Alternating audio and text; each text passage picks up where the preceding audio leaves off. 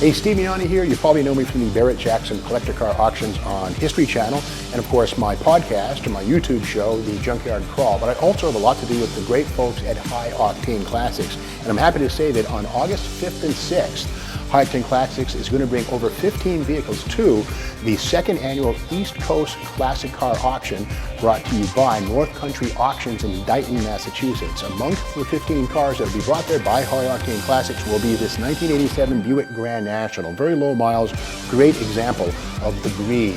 The 80s probably most fierce muscle car.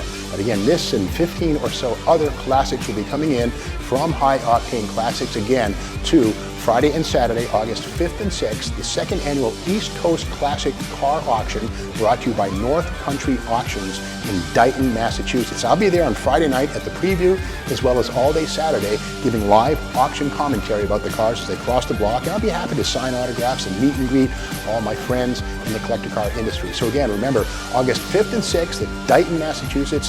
Hope to see you there.